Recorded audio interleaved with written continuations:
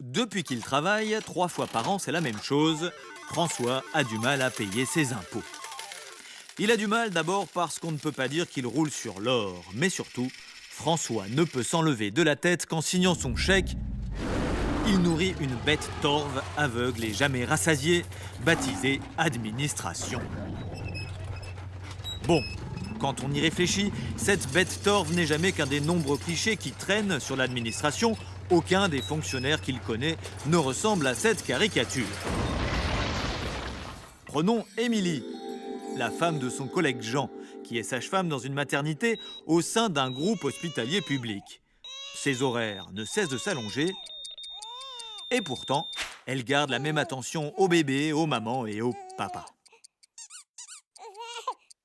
Il y a aussi son copain Eric, qui bosse à Météo France et qui, en dépit de ce qu'a pu raconter le Premier ministre, avait bien prévu la neige cet hiver.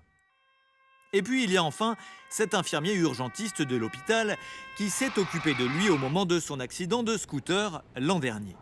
Alors qu'il le remerciait pour la qualité de l'accueil et des soins, cet infirmier avait répondu « Profitez-en, ça ne va pas durer ».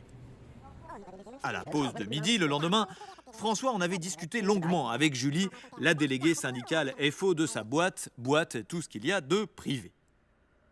Julie avait alors sorti le livre noir de la RGPP, la révision générale des politiques publiques. Ce document, édité par Force ouvrière, démonte la fable qui consiste à nous faire croire qu'on peut faire aussi bien, voire mieux, avec moins de moyens. Le non-remplacement d'un fonctionnaire sur 2 partant à la retraite va par exemple conduire à la suppression de près de 400 000 postes d'ici à 2013. L'hôpital, l'école, la police, la justice, les impôts, le logement, les services d'entretien des routes, les services sociaux, les préfectures, tous ces secteurs vont être touchés de plein fouet. Profitez-en, ça ne va pas durer. François comprenait mieux. Parce que quand on nous parle de baisse des dépenses publiques, sans effet sur le service public lui-même, on nous ment.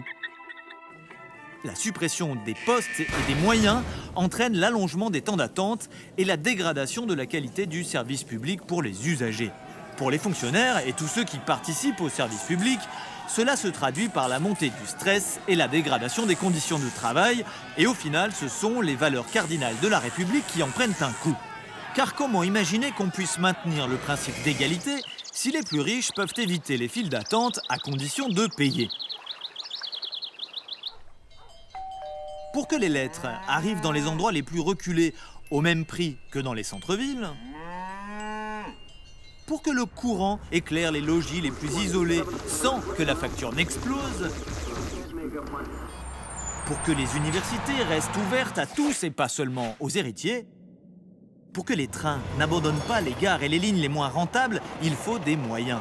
Ces moyens, l'État les trouve en levant des impôts.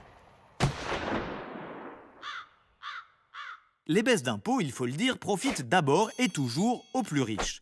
Dans les faits, ce sont les plus modestes qui en subissent les conséquences. Eux n'ont pas les moyens de compenser la dégradation ou la disparition des services publics. Ajoutons enfin qu'un agent du service public est tenu à la neutralité et à l'impartialité. La tête du client et la taille de son porte-monnaie lui importent peu. Chacun est traité de la même façon. C'était donc clair, François signa son chèque de tiers provisionnel rassuré.